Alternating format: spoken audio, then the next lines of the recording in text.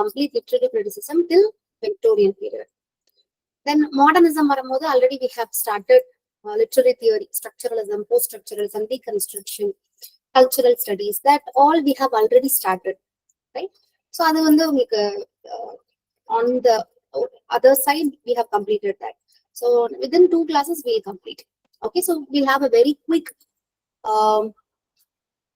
overview on neoclassicism, right? Neoclassical criticism.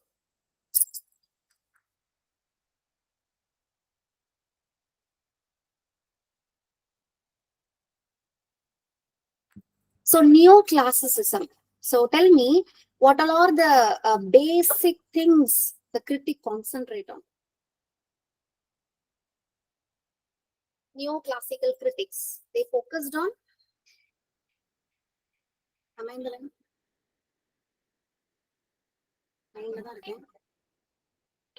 Reason, wisdom. Yeah, that is correct. Reason, right? Reason and wisdom.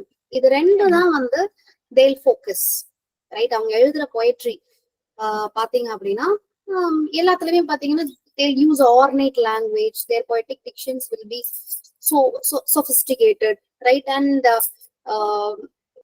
they focused more on rationalism, right?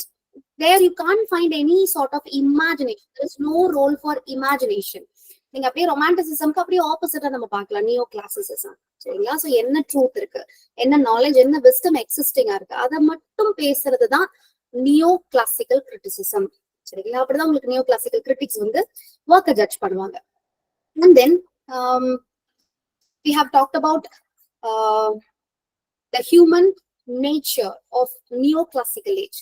So human nature அப்படின்னு பாத்தீங்கன்னா neoclassical ageல எப்படி இருந்தது? It is very violent. Human were considered as sinners, right? அப்படியே opposite to romanticism. நான் compare பண்ணி சொல்லி கொடுத்தேன். Hope you remember that. Romanticism அப்படிங்கறத வந்து romanticism அதோட ஃபவுண்டர்னு நம்ம யாரை பார்க்கிறோம்? John Jacques Rousseau, right? Who called human as noble savage, right? மனுஷன் நார்மலா பிறக்கும் போது he is virtuous. It is only through civilizations people were corrupted, right? அப்படிங்கிற மாதிரி மக்களை வந்து ரொம்ப பாசிட்டிவ் ஆஸ்பெக்டா வந்து அவர் project பண்ணிப்பாரு. That is a quality of romantic writers or romantic critics, which is completely opposite to the neoclassicism or enlightenment period, right? They'll see that human tendency is competitive and they were sinners, they are violent, right? And then we know that they have also supported divine right theory, right? What is divine right theory? Absolutism. Absolutism. Okay, so அதாவது யாருதான் complete control இருக்கணும்னு சொல்றாங்க? Kings. Yeah, so only the monarch, சரிங்களா? முழு பவரும் monarch. They were considered as the god, right? கடவுள் வந்து அவர் டைரக்டா வந்து யாரையும் கைட் பண்ண முடியாது, அதுக்காக அவர் அனுப்பிச்சு வச்சவங்க தான் யாரு? King. So you are supposed to respect him and you are supposed to strict with his decision. அததான் நம்ம என்ன சொல்றோம்? Divine right theory, right? That was upheld by James the First, isn't it? Then Charles the First, Charles the Second. So எல்லா மொனார்க்குமே அதை base பண்ணி தான் பிரிட்டன்ல இருந்தாங்க. So அப்படிதான் உங்களுக்கு வந்து ரெஸ்டோரேஷன் பீரியட், நியோ கிளாசிசிசம் எல்லாமே கண்டினியூ ஆகுது குயின் ஆன் பீரியட் வரைக்கும், right? Then we have discussed about the principles of enlightenment. What all are the major principles, right? Human liberty காக முக்கியத்துவம். There should be some order in the society. They'll be very strict with the order, right? And people should respect the democratic values of the society. So these are all some of the principles we have discussed, right? And then major neoclassical critics like John Locke, right? Who came up with the concept tabula rasa, right? That is, my mind is a blank slate. Remember, right? எந்த வாக்ல பேசிருப்பாரு? Essay on human understanding. An essay concerning human understanding. Okay, an essay concerning human understanding. It is published in 1690. Remember, their last years. Very notable work of John Locke. So அவர் என்ன பண்றாரு? Mind வந்து it's a blank slate. ஒரு குழந்தையோ இல்லைன்னா ஒரு குழந்தை பிறக்கும் போது அதுக்கு வந்து எந்த விதமான அதோட மைண்ட்ல எந்த விதமான விஷயமும் இருக்காது. அது பிறந்தது கொஞ்சம் கொஞ்சமா சொசைட்டியோட பைண்ட் ஆகி வளரும் போது through experience it learn a lot. அதுதான் tabula rasa அப்படிங்கிற concept, which is completely opposite to a philosopher view. Who was that philosopher?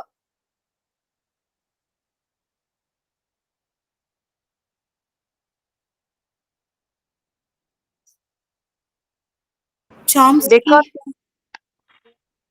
என்ன ஆச்சு? Jane Rose. Chomsky. Descartes, René Descartes. Descartes. Yeah. So Descartes view that mind has an innate ideas. Please go through. சரிங்களா, உங்களுக்கு ஒரு 3 நாள் கண்டினியூஸா literary criticism class இல்ல, so அதனால அப்படியே எல்லாம் போயாச்சா. எல்லாமே நோட்டபிளான கான்செப்ட்ஸ், ரைட்டர்ஸ் எல்லாமே. சரிங்களா, சோ எப்படி எப்படி தரவா படிக்க முடியுமோ படிங்க. நடத்தும் போதே திருப்பி திருப்பி சொல்றதே வந்து எதுக்கு, உங்களை அப்படியே மைண்ட்ல அப்பமே படிக்க வைக்கணுங்கிறதுக்காக தான். சரி, இப்ப எதுக்கு ரீகால்? டைரக்டா நம்ம என்ன பண்ணலாம், என்ன டாபிக் போகணுமோ போலாம். சோ திருப்பி திருப்பி கேட்க கேட்க பழகும், கேட்க மனப்பாடமாகும் அப்படிங்கறதுனாலதான் நான் திருப்பி சொல்றேன். சரிங்களா, சோ அதனால எப்பவுமே கொஞ்சம் கோ த்ரூ பண்ணிட்டே இருங்க. Revise again and again. That is very very important for a competitive exam. Okay, so டெஸ்கார்ட்டேயோட வியூக்கு அப்படியே ஆப்போசிட்டா ஜான் லாக் சொல்வாரு. டெஸ்கார்ட்டே என்ன சொல்றாரு, அப்போ போதே ideas were there, right? Innate ideas were there in the mind of the people. That is Descartes view. It is completely opposite to John Locke concept tabula rasa. Okay, இந்த மாதிரி concepts எல்லாம் தெரிஞ்சு வச்சுக்கோங்க. Then we have discussed about John Dryden. John Dryden, we have talked about his prefaces, his notable work Essay on Dramatic Poesy. Only our critical works mattum paathom, right? Essay on Satire, then Essay on Fables, all such things we have discussed. So tell me, who called him the father of English criticism? Please mute yourself, guys. Samuel Johnson. Yeah, Dr. Samuel Johnson, right? Very good. Dr. Samuel Johnson called him the father of English criticism. And and he was also represented as a pioneer of comparative criticism. Adukku or example sollirundene, do you remember in which work he compared writers that become an example of comparative criticism? Enna work sollirundhen? Preface to Fables. Yeah, preface to Fable. So you know, there he started to compare Ovid, Homer, Boccaccio, Chaucer, so many writers he compared, right? Shakespeare oda compare pannirparu, right? Ben Jonson oda compare pannirparu. Ben Jonson was compared to Virgil. Shakespeare was compared to Homer. So இந்த மாதிரி ஒரு ரைட்டரை இன்னொரு ரைட்டரோட compare பண்ணி பண்றதுதான் நம்ம comparative கிரிட்டிசிசம்னு சொல்லுவோம். So அதை start பண்ணி வச்சது John Triton. That also we have seen. Then essay on dramatic poesy. So what is an occasion? Tell me, remember? எதனால essay on dramatic poesy எழுதுறாரு? Sorbier. Arrival of Sorbier. Yeah, so ரெண்டு விஷயம், ரெண்டு occasion. ஒரு occasion என்ன? Sorbier, a French writer. அவர் என்ன பண்றாரு, English drama பார்த்துட்டு போய் பிரான்ஸ்ல சொல்லி பிரான்ஸுக்கு போயிடுறாரு. Is a French man. வந்து பார்த்துட்டு இங்கிலீஷ் டிராமா பெருசா இல்லப்பா அப்படிங்கிற மாதிரி போய் என்ன பண்றாரு, எழுதுறாரு. ரைட், சோ இதுக்கு ஆன்சர் கொடுக்கணும். அண்ட் தென் இன்னொன்னு என்னது, அவரோட own brother in law, right, அவர் என்ன பண்றாரு, ரைம். அது யாரோட ஃபேவரட்? ரைடனோட ஃபேவரட்டே ரைம் தான், இல்லைங்களா? சோ ரைமை டிஃபெண்ட் பண்ணணும் and at the same time English டிராமாவோட மானத்தை காப்பாற்றணும் அப்படிங்கிறதுக்காக எழுதின ஒர்க் தான் essay on dramatic poesy, right? So ஒரு 4 friends they have joined in a club, right? அதாவது கிளப் மீன்ஸ் தேம்ஸ் ரிவர்ல ஒரு போட்டிங் எடுத்துட்டு, ஒரு போட் எடுத்துட்டு they were moving away. இந்த சைடுல பாத்தீங்கன்னா touch war 1665. On the other hand, Great Fire of London, Great Plague, right? இங்கிலாண்ட வந்து அந்த கண்டினியூஸ் 2 இயர்ஸ்ல நிறைய டர்மாயில் இங்கிலாந்து வந்து ஃபேஸ் பண்ணிருக்கு.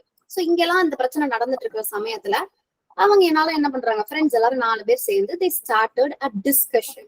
சோ லேட்டரா அந்த டிஸ்கஷன் வந்து என்ன பண்ண ஆரம்பிக்குது, ஒரு ஆர்குமெண்டா மாற ஆரம்பிக்குது, ரைட்? சோ இப்படிதான் வந்து உங்களுக்கு starting of essay of dramatic poesy இருக்குது. சோ இதுல 4 டிஃபரெண்ட் கேரக்டர்ஸ் இருக்காங்க. they were Crites, Eugenius, Lysidius, Neander. Remember? So what is the meaning of Neander? New man. Okay, நியாண்டர் means Newman. செட்ல நீங்க பாத்தீங்கன்னா உங்களுக்கு கொஸ்டின் இப்படிதான் இருக்கும். நம்ம வந்து நெட் அளவுக்கு நம்ம ப்ரிப்பரேஷன் இருக்கு சரிங்களா. நம்ம ரொம்ப இன்டெப்தா பார்ப்போம். நெட்டை பொறுத்த மாட்டிலாம் உங்களுக்கு வந்து இன்டெப்த் கொஸ்டின்ஸ் இருக்கும் சரிங்களா.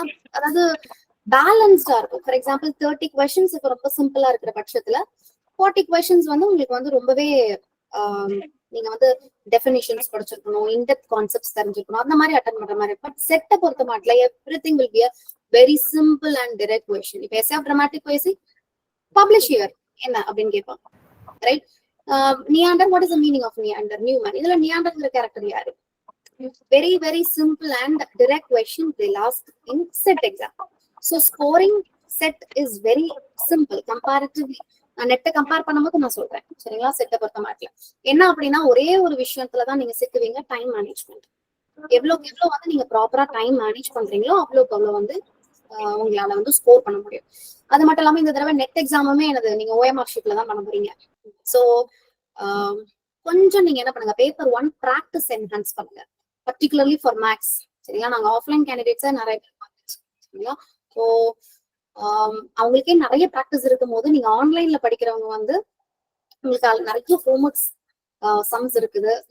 You have your own materials also. So only through practice உங்களால வந்து என்ன பண்ண முடியும், ஒரு பர்டிகுலர் டைமிங்குள்ள உங்களால ப்ரிப்பரேஷன் பண்ண முடியும். ஸோ அதனால கொஞ்சம் நல்ல ப்ராக்டிஸ் பண்ணுங்க சரியா. எவ்வளோக்கு எவ்வளோ வந்து for example set a time ½ hour set பண்ணிட்டு ஒரு ரேஷியோ சம், ஒரு ஆவரேஜ் சம், ஒரு டேட்டா இன்டர்பிரிட்டேஷன் சரிங்களா. இந்த மாதிரி ஒரு 3 டிஃபரெண்ட் சம்ஸ் உங்களால 30 மினிட்ஸ்க்குள்ள பண்ண முடியுது.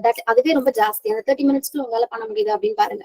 அப்புறம் போக போக போக அந்த டைமிங்கை கம்மி பண்ணி பாருங்க சரிங்களா. பேப்பர் 1க்கு ஆஸ் யூஷுவல் நான் சொன்னதுதான், ஒரு நாளைக்கு நீங்க you have to spend 2 hours of time for paper 1 right. Paper 1லயே கான்சென்ட்ரேட் பண்ணாம இருந்தீங்க அப்படின்னா நீங்க பேப்பர் 2ல எவ்வளவு ஸ்கோர் அதிகமா பண்ணிருந்தாலும் உங்களுக்கு வந்து இந்த பேப்பர் 1 வந்து அடிவாங்க. அண்ட் ஒன் மோர் திங், எப்பவுமே ஒரு மைண்ட் செட்டோட போங்க.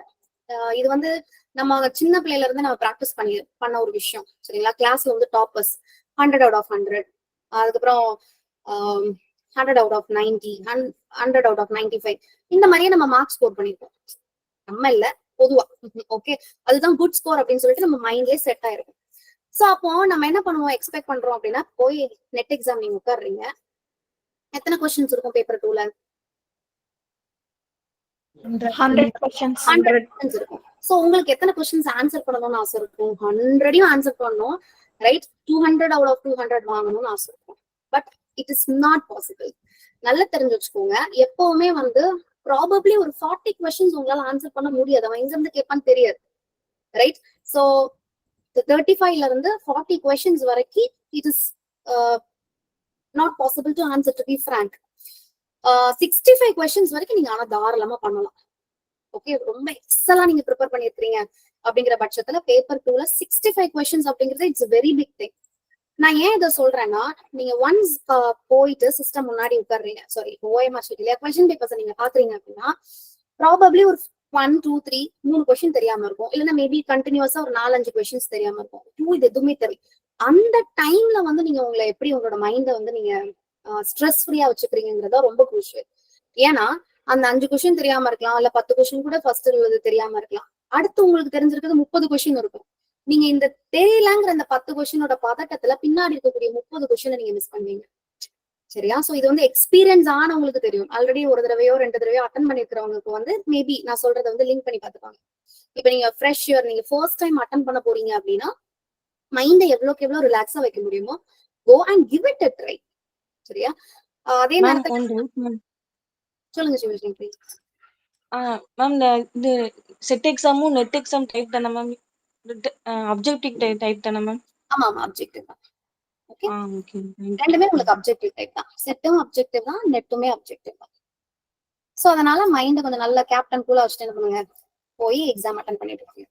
யூல் ஆப்வியஸ்லி சார் இப்ப சொன்ன மாதிரி தான் நீங்க படிச்சதுதான் வரும் சரிங்களா. சோ 100% நீங்க எஃபோர்ட் போட்டிருக்க பட்சத்துல there will be blessing around you, definitely that will protect you சரிங்களா. சோ அதனால இப்ப வந்து ப்ரிப்பரேஷன்ஸ் மட்டும் ப்ராப்பரா வைங்க. மார்னிங் செஷன்ஸ் அட்டன் பண்ணுங்க. அந்த குவிஸ உடனே அன்னைக்கு மட்டும் அப்ப மட்டும் பார்த்துட்டு போய் விட்டுறாதீங்க. இன்னொரு தடவை கோ த்ரூ பண்ணிட்டு whether you can able to remember things right. எவ்வளவுக்கு எவ்வளவு வந்து நீங்க ரிவைஸ் பண்ணி உங்களால ஞாபகம் வச்சுக்க முடியுதோ அவ்வளவுக்கு அவ்வளவு பண்ணுங்க. அண்ட் இன்னொரு விஷயம் என்னன்னா, நிறைய கேண்டிடேட்ஸ் பண்ற மிஸ்டேக் நான் பாக்குறதுனால சொல்றேன். படிச்சதையே படிச்சுட்டு இருப்பீங்க. அதாவது நீங்க கொஞ்சமா படிச்சாலும் தெளிவா படிக்கிறது, தட் இஸ் ஃபைன். இப்ப நீங்க சாசர் கம்ப்ளீட் பண்ணிட்டீங்க, ஷேக்ஸ்பியர் ஏஜ் கம்ப்ளீட் பண்ணிட்டீங்க, தட் இஸ் ஃபைன், ரைட்? அப்போ என்ன பண்ணிட்டு இருக்க கூடாது, அதுலயே சுத்திட்டு இருக்க கூடாது. எந்த ஏரியா நீங்க இன்னும் ஃபோக்கஸ் பண்ணல, ரைட்? கல்ச்சுரல் டேர்ம்ஸ்லாம் நம்ம நிறைய தடவை பார்த்தாச்சு. இப்ப கொஞ்ச நாளாவே வந்து உங்களுக்கு ஹெல்த் கான்சென்ட்ரேட் ஆயிருக்கு. அப்ப நீங்க அதை என்ன பண்ணக்கூடாது, உடனே ஸ்கிப் பண்ணிட்டு ஓடி போயிடக்கூடாது. ஸ்ட்ரக்சரலிசம் போஸ்ட் ஸ்ட்ரக்சரலிசம்லாம் பார்த்துருக்கோம். Go through that. Cultural terms already sir நடத்திருக்கிறாங்க. அப்ப அந்த கல்ச்சுரல் டேர்ம்ஸ் ஸ்னிப்பட்ஸ் எடுத்து பாருங்க, ரைட்? ஸோ ஒரு பர்டிகுலர் ஏரியா நடத்துறாங்க, அப்ப அதுலயே நம்ம சுத்திட்டு இருக்கோம் இருக்க கூடாது. You have to prepare your own schedule, right? நான் ஒரு நாளைக்கு நான் என்ன ப்ரிப்பரேஷன் நான் பண்ண போறேன், ரைட்? ஃபர்ஸ்ட் வந்து I am going to prepare based on a question paper. உங்களுக்கு வந்து கிட்டத்தட்ட எக்ஸாம் நெருங்கிருச்சு. ஸோ உங்களோட ப்ரிப்பரேஷனை கொஸ்டின் பேப்பர்ல இருந்து ஆரம்பிக்கலாம். அதுக்குன்னு 100 கொஸ்டின் பண்றதுங்கிறது இம்பாசிபிள். அப்ப என்ன பண்ணலாம், ஸ்பிளிட் பண்ணலாம், right? If you are doing a combined study, 5 கொஸ்டின்ஸா ஃப்ரெண்ட்ஸுக்குள்ள நீங்க ப்ரிப்பேர் பண்ணி ஒரு நாளைக்கு நான் 20 to 40 கொஸ்டின்ஸ் கூட முடிக்கலாம் நீங்க கம்பைன்ட் ஸ்டடி பண்றீங்க அப்படின்னா.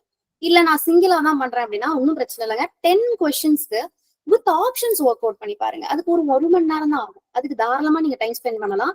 கொஸ்டின் பேப்பருக்கு நீங்க டைம் ஸ்பெண்ட் பண்றது 100% ஒர்த், சரிங்களா? இதுக்கு 1 மணி நேரம் நீங்க செட் பண்றீங்க. டெஃபினட்டா ஒரு சப்டைட்டில் கொஸ்டின்ஸ் இருக்கும், ஃபார் ஷியோர் இருக்கும். உங்களுக்கு 200 சப்டைட்டில் வந்து நான் பிகினிங்ல அனுப்பியிருப்பேன் குரூப்ல. அந்த சப்டைட்டில்ஸை எடுத்து கோத்ரூ பண்ணு. ப்ராபப்ளி ரொம்ப சிம்பிளா தான் சப்டைட்டில் கேட்பான். நம்ம வந்து டஃபே படிச்சிருக்கோம், டஃபான சப்டைட்டில்ஸ் கூட அதுல இருக்குது. ஸோ உங்களுக்கு ஈஸியா தான் இருக்கும். ஸோ ஒரு சப்டைட்டில் கொஸ்டின்ஸ் டெஃபினட்டா நம்மளால அடிக்க முடியும். அண்ட் தென் கொஸ்டின்ஸ் கிரியேட் பண்றவங்க எதை பேஸா வச்சு பண்ணுவாங்க அப்படின்னு பாத்தீங்கன்னா சிலபஸ், ரைட்? நம்ம வந்து சிலபஸ் பேஸ்டா தான் கிளாஸஸ் கொண்டு போறோம். அப்போ ஒரு பர்டிகுலர் ஏஜ்னா அந்த ஏஜ்ல இருக்கக்கூடிய இம்பார்ட்டன்ட் ஆத்தர் யாரு? இப்ப நான் ட்ரைடன் நடத்துறேன், Dryden as a critic is very important. அதே டைம்ல ஜோசப் அடிசன் பின்னாடி வருவார். As a critic he was not more important. நான் சொல்றது ஸ்மார்ட் ப்ரிப்பரேஷன். அப்ப நான் ஜோசப் அடிசன்ல நான் 1/2 மணி நேரம் உட்காந்துருப்பேன், உட்காரக்கூடாது. You have to focus only on Dryden and then you have to move to Wordsworth as a critic. S T Coleridge is a critic. Select ஒரு important writers ஒவ்வொரு பர்டிகுலர் பீரியட்லயும் அப்படி ப்ரிப்பேர் பண்ணி நீங்க என்ன பண்ணணும், யூ ஹாவ் டு பெர்ஃபார்ம். கடைசியா இப்பதான் நான் ப்ரிப்பரேஷன் ஆரம்பிச்சிருக்கேன், 4 மாசம் தான் ஆச்சு, 6 months தான் ஆச்சுங்கிறவங்களுக்காக நான் சொல்றேன், ரைட்? ஸோ இப்படி நீங்க பிளான் பண்ணி படிக்கும் போது you can get maximum results, சரியா? ஒவ்வொரு ஏஜ்ல ஒரு சர்டன் ஆத்தர்ஸ் இருப்பாங்க. அண்ட் தென் கண்டெம்பரரி கொஞ்சம் கொஸ்டின்ஸ் இருக்கும், சரிங்களா? ரொம்பவே எப்படி இருக்கும் அப்படின்னு பாத்தீங்கன்னா chronologyல கேட்பான். இப்போ ரீசன்ட் டைம்ஸ்ல questions are from chronology. So you have to memorize years. You can't escape from that. That's why we are connecting things. ஒன்னு சொல்லும் போதே இன்னொன்னு நீங்க கனெக்ட் பண்ணி படிங்கன்னு அதுக்காக தான் சொல்றோம், சரிங்களா? சோ ஒரு விஷயத்த இன்னொரு விஷயத்தோட, ஃபார் எக்ஸாம்பிள் 1609 அந்த வருஷத்துல என்ன நடந்தது, who was born or else what is an important event happened in the year 1609. அப்படியே 100 years plus 1709 இப்ப நம்ம அதை பார்ப்போம். That's why I'm telling this, right? 1623 Shakespeare first folio. What all other things happened? 10 years அப்புறம் ஜான்டனோட எந்த work publish ஆச்சு, இப்படி 10 years after, 10 years before, இப்படி நீங்க கனெக்ட் பண்ணி படிக்கும் போது இயர்ஸ் வந்து ஈஸியா ஞாபகம் வச்சுக்க முடியும், ரைட்?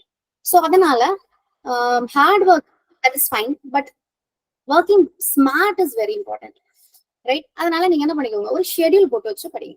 10 கொஸ்டின் பேப்பர்ஸ் ஒரு நாளைக்கு பார்க்கணும். சாரி, 10 கொஸ்டின்ஸ் நீங்க சிங்கிளா ப்ரிப்பேர் பண்றீங்க அப்படின்னா 10 questions in one particular question paper. And then ஒரு சப்டைட்டில் படிக்கணும். எல்லா பர்டிகுலர் ஏஜ்ல இருக்கக்கூடிய மோஸ்ட் இம்பார்ட்டன்ட் ஆத்தர்ஸை ஃபர்ஸ்ட் படிச்சு முடிச்சுட்டு then come back to the minor writers. Okay, இப்போ நான் விக்டோரியன் ஏஜ்னு சொன்னேன்னா லாஸ்ட் கிளாஸ்லாம் நான் ஸ்டூடெண்ட்ஸ் விக்டோரியன் ஏஜ் தான் உட்காந்து ஆஃப்லைன் கிளாஸ்ல படிக்க வச்சேன். எதை படிக்க வச்சேன்? My concentration is on the major author Thomas Hardy, right? And then Charles Dickens. For sure Charles Dickens chronology questions will be asked. We know that. So அப்போ அதை ஏன் படிக்க கூடாது, ரைட்? ஸோ நம்ம எதுக்கு ப்ரிஃபரன்ஸ் கொடுத்து படிக்கணும் அப்படிங்கிறதுமே முக்கியம், சரியா? ஸோ அந்த மாதிரி ஷார்ட் கொஸ்டின்ஸா நீங்க வந்து ஃபர்ஸ்ட் டார்கெட் பண்ணி படிங்க. அண்ட் தென் உங்களுக்கு மேக்ஸிமம் பிரிட்டிஷ் லிட்ரேச்சர்ல இருந்து தான் கொஸ்டின்ஸ் இருக்கும், சரிங்களா? கிட்டத்தட்ட 70% questions will be from British literature.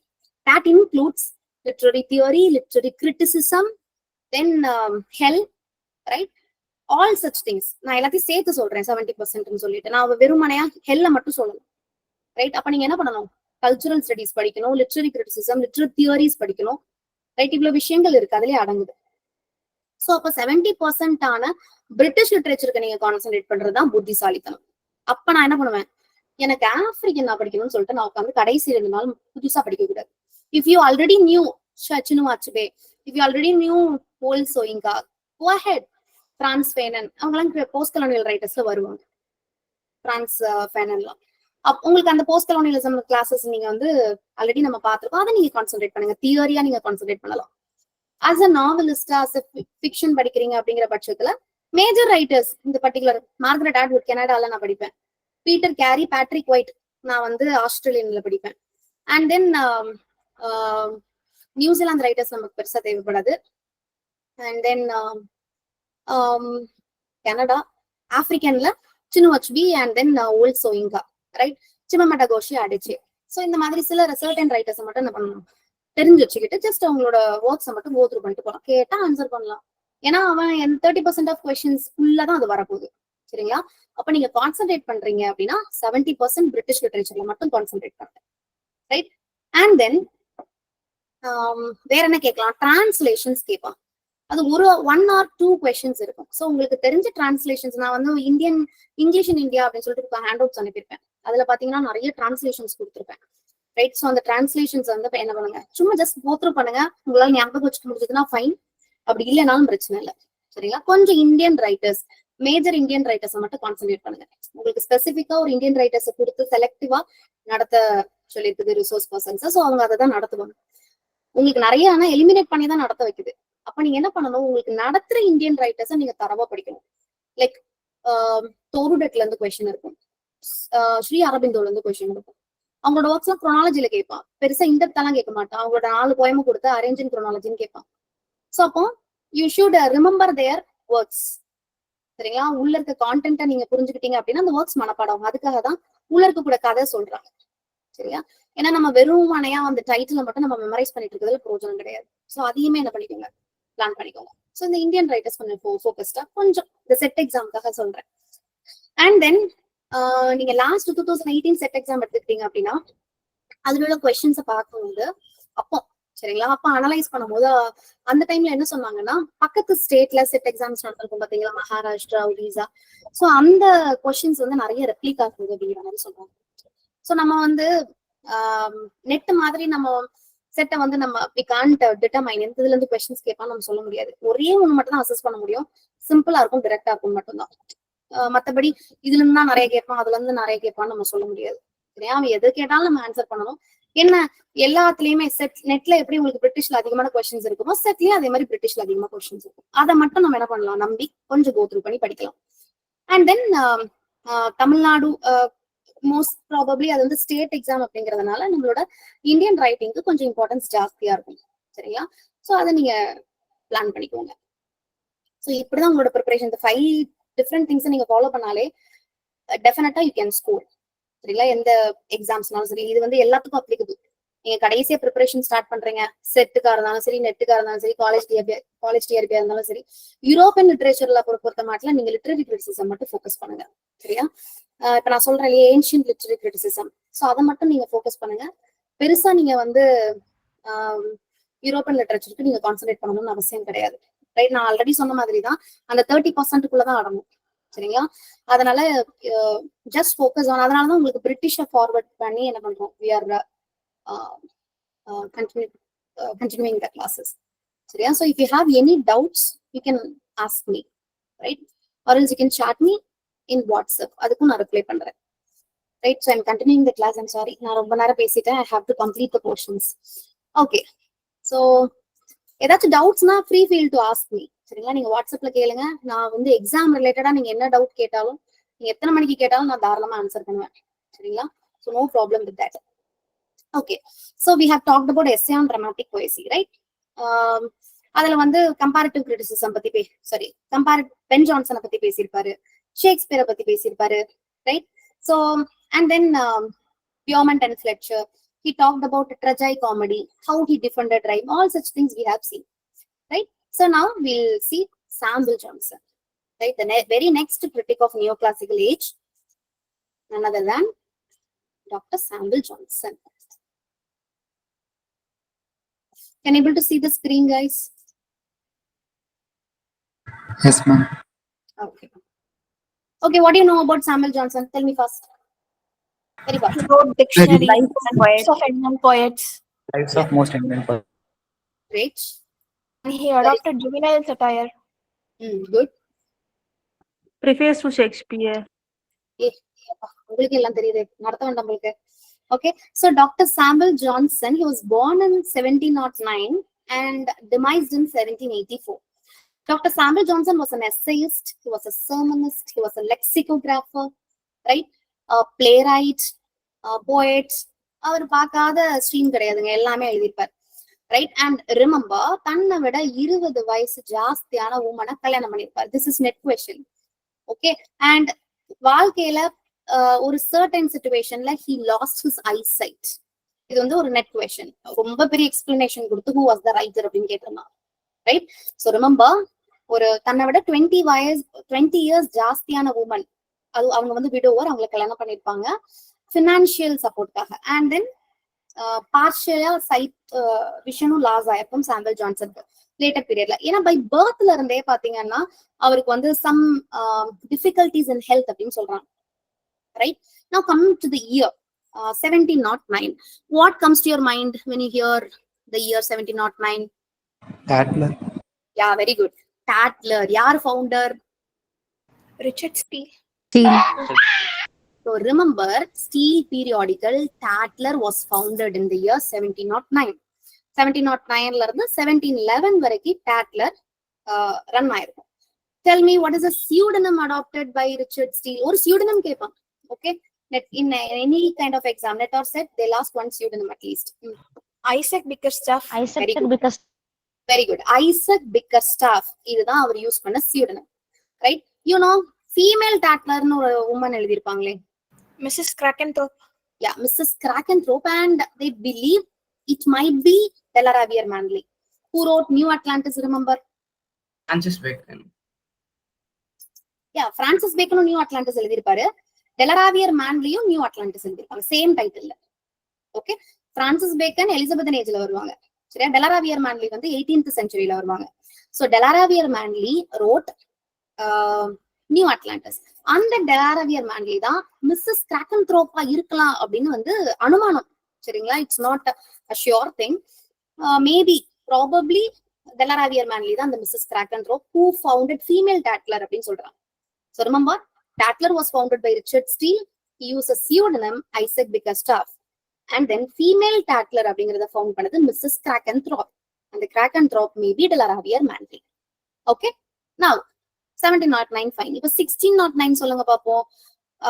I told that 1609 very important collection. Folio was Shakespeare's sonnets. Yeah, ஷேக்ஸ்பியரோட poems, right? எல்லாத்தையுமே ஷேக்ஸ்பியரோட sonnets எல்லாமே ஃபோலியோவா பப்ளிஷ் ஆயிருக்கும் 1609. பப்ளிஷ் பண்ணது யாரு? Thomas Thorpe. Thomas Thorpe. So Thomas Thorpe published Shakespeare's sonnets as folio in the year 1609. Okay, அது மட்டும் கிடையாது. அந்த தார்ப் ஓட சானட்ஸோட, ஷேக்ஸ்பியரோட சானட்ஸோட ஒரு பர்டிகுலர் போம், லவ்வர்ஸ் கம்ப்ளைண்ட், யாரோடது இது? Lovers complaint. ஹூஸ் போம் இட் இஸ்? ஷேக்ஸ்பியரோட narrative போம். ஓகே. பட் அவர்தான் ஆத்தர் அப்படிங்கிற ஒரு டவுட் வந்து இருக்கதான் செய்யுது. ஸ்டில் இது அவர் தான் எழுதியிருப்பாரா அப்படிங்கிற ஒரு டவுட் இருக்கதான் செய்யுது. சரிங்களா? சோ லவ்வர்ஸ் கம்ப்ளைண்ட் வந்து இந்த ஷேக்ஸ்பியர் சானட் ஃபோலியோட இந்த போம் வந்து ஆட் ஆகி தான் 1609ல பப்ளிஷ் ஆயிருக்கும். Clear?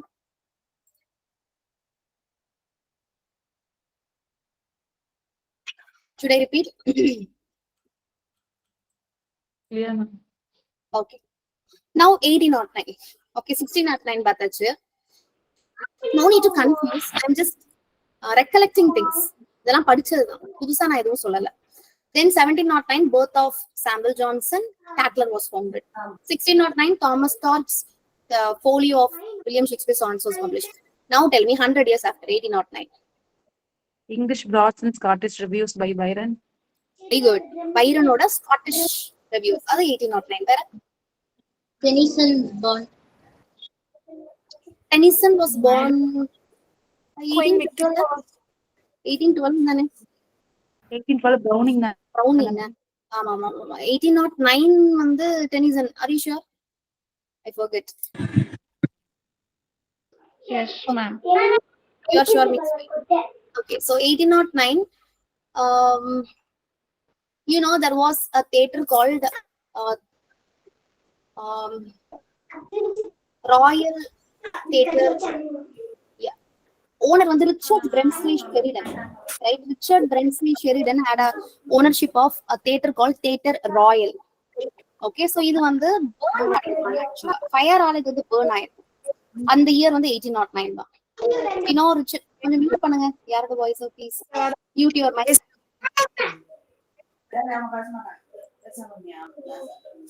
Please mute yourself, guys. Okay. So, yeah, Theatre Royal, Drury Lane. It was burned down in the year 1809. Okay. The owner yaar appdin pathina Richard Brinsley Sheridan, very famous playwright of his time, who wrote The School for Scandal, remember? Right, அதெல்லாம் எழுதிருப்பாரு இல்லையா Richard பிரென்ஸ்லி Sheridan. அவரோட theatre தான் அந்த Theatre Royal Drury Lane. So it was completely burn down. Okay, அது 1809 தான் நடந்திருக்கும். Globe theatre எப்போ fire ஆயிருக்குன்னு பார்த்தோம்? 1613. Come again? 1613. Yeah, 1613 now. 1611. 1613, ma'am. 1599 found பண்ணிருக்காங்க. 59 கரெக்ட். 1613 என்ன பெர்ஃபார்ம் ஆயிட்டு இருக்கும் அந்த டைம்ல? Henry the 8th. Yes, ma'am. Henry VIII. Henry VIII was performed at that time. அது burn ஆயிட்டு இருக்கும்போது குளோப் தியேட்டர் 1613ல burn ஆகிற சமயத்துல எது பெர்ஃபார்ம் பண்ணிட்டு இருந்தாங்க அப்படின்னா Henry VIII, I think. Okay, so now 1809 is also the time when Edgar Allan Poe was born. Edgar Allan Poe was born. Remember, Edgar Allan Poe.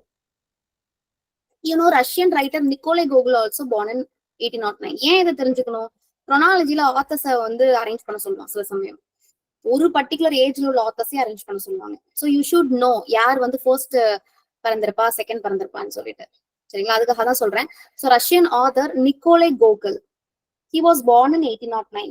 Edgar Allan Poe was born in 1809. Alfred Lord Tennyson was born in 1809. So பாத்துக்கோங்க, நிறைய major Henry Derozio.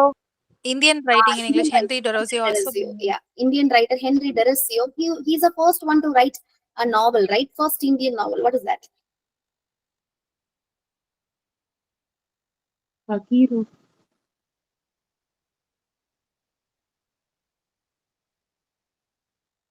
Henry Derozio. Fakir of Jangira. Fakir of Jankira. Fakir of Jankira. Indian writing உங்களுக்கு ஆப்ல இருக்கும். சரிங்களா? நான் Indian writing last பேட்ச்ல நடத்திருப்பேன். So அது கொஞ்சம் பாருங்க. It will be very helpful for you. Okay, 1809 quarterly review start ஆயிருக்குங்க. ஓகே ஓகே, குவார்ட்டர்லி நம்ம அப்படி பார்த்தோம்னா நிறைய பேர். ஓகே, நீ how good, happy to hear so many answers in the year 1809. Quarterly review, right? Now, நான் என்ன பாயிண்ட்லாம் சொன்னேன்? Theatre Royal, it was burned down, and the owner yaar Richard Brinsley Sheridan. Edgar Allan Poe was born. Nikolai Gogol was born. Right? So remember these things. Okay, and you know, S.T. Coleridge founded a magazine called The Friend. Remember, 1709 Tatler was founded. 1809 100 வருஷம் கழிச்சு S.T. Coleridgeோட The Friend, which is a weekly periodical, was established. 2023ல இத கேட்டிருந்தான். Right, இயர்லாம் கேட்கல. Samuel Taylor கால்ரிட்ஜோட friend வந்து ஆப்ஷன்ல இருந்தது. சரிங்களா? So remember, friend is a periodical, weekly periodical started by S.T. Coleridge in the year 1809. Clear so far? Shall I move on? I'll ask questions later. Then உங்களுக்கு ஒரு clarity இருக்கும். Samuel Johnson, as I told you earlier, he was a lexicographer. So first English லாங்குவேஜ்ல ஒரு dictionary produce பண்றாரு. Dictionary of the English language அப்படின்னு சொல்றாங்க.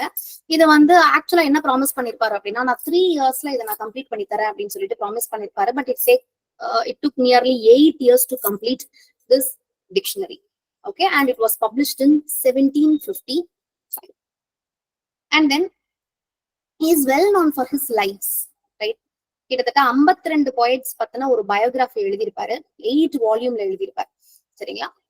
So that is very very famous. Lives of the English poets 1779ல இருந்து 1781 வரைக்கும், சரிங்களா? இந்த lives of the most eminent English poets அப்படிங்கிற ஒர்க் வந்து கம்பைல் பண்ணியிருக்காரு.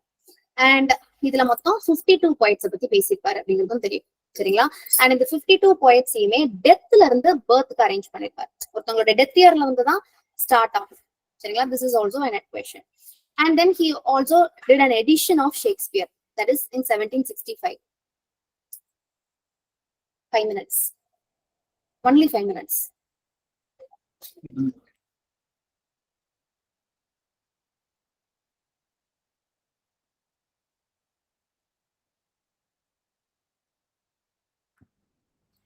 Okay, then Samuel Johnson's இவரு 52 poetsக்கு பயோகிராஃபி எழுதினாரு இல்லையா? இவருக்கு ஒருத்தர் பயோகிராஃபி எழுதுறாருங்க. அவர் யார் அப்படின்னு பாத்தீங்கன்னா சாமுவல் ஜான்சனோட ஃப்ரெண்ட். வயசு ரொம்ப டிஃபரன்ஸ் இருக்கும், பட் ஸ்டில் சாமுவல் ஜான்சனுக்காக பயோகிராஃபி எழுதினது யாரு அப்படின்னு பாத்தீங்கன்னா James Boswell.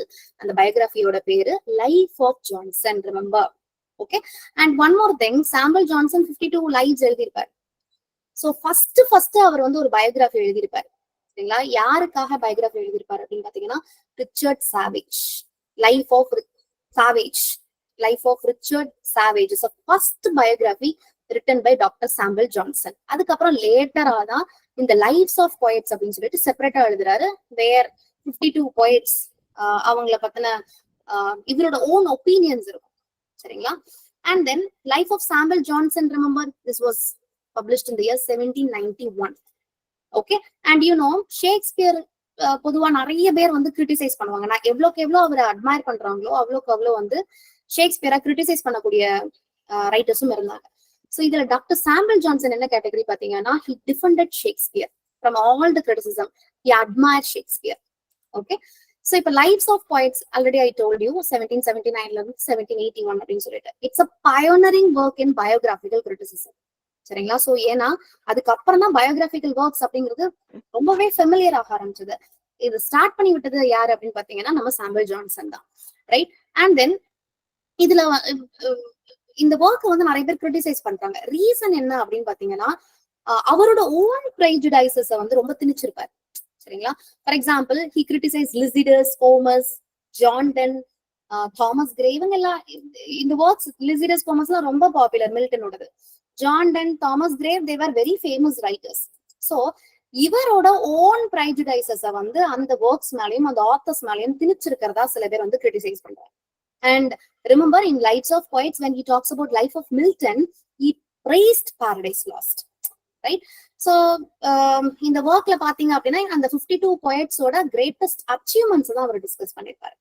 And he also give definition for poetry. So many writers have given definitions for poetry, right? நம்ம மேஜர் ரைட்டர்ஸோட டெஃபினிஷன்ஸ் நம்ம தெரிஞ்சு வச்சிருக்கணும். ட்ரைடன் என்ன சொல்லியிருக்காரு, சாமுவல் ஜான்சன் என்ன சொல்லியிருக்காரு, வேர்ட்ஸ்வொர்த் என்ன சொல்லியிருக்காரு, right? All such things we should know. So poetry is the art of uniting pleasure with truth by calling imagination to the help of reason, right? So what is an explanation he is giving? Art of uniting pleasure with the truth. ஒரு poetry இருக்கு அப்படின்னா அதுல உண்மையும் இருக்கணும், and it should give pleasure, right? அது மட்டும் கிடையாதுங்க. So அந்த பிளஷரும் ட்ரூத்தும் எதோட கம்பைன் ஆயிருக்கணும்? இமேஜினேஷனோட கம்பைன் ஆயிருக்கணும். சோ இது வந்து கான்ட்ராடிக்டரி. எப்படி இது கான்ட்ராடிக்டரின்னு சொல்றேன் சொல்லுங்க பாப்போம், யோசிங்க. ட்ரூத்தோட ட்ரூத்தா இருக்க முடியாதுல மேம். To imagination. அப்படிலாம் ரொம்ப கஷ்டப்பட்டு யோசிக்காதீங்க. இவர் என்ன ஏஜ்னு யோசிங்க.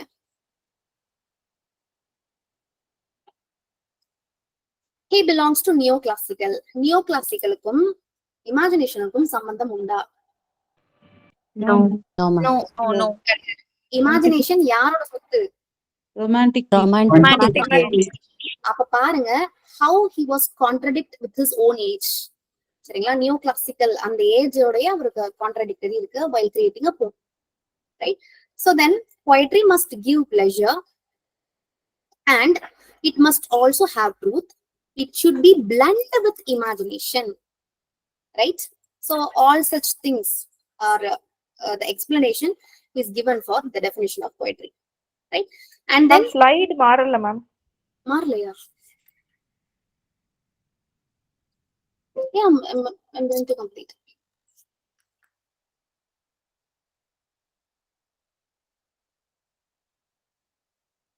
மியூட்டா இருக்கு. Can you hear me now? Yes ma'am. First ஸ்லைட்ல இருக்குது. Okay, இப்பதான் பாக்குறேன். So can someone ask questions? கொஞ்சம் நான் இப்ப கேட்ட வரைக்கும் பெர்ஃபெக்ட்டா क्वेश्चंस கேளுங்க பாப்போம், யார் கேட்கலாம்?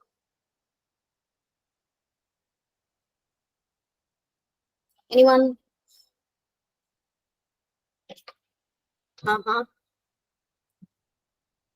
Ma'am shall I? Yes, a friend. Good. கேளுங்க. Dr. Samuel Johnson belongs to which period? Neoclassical. Neoclassical period. Samuel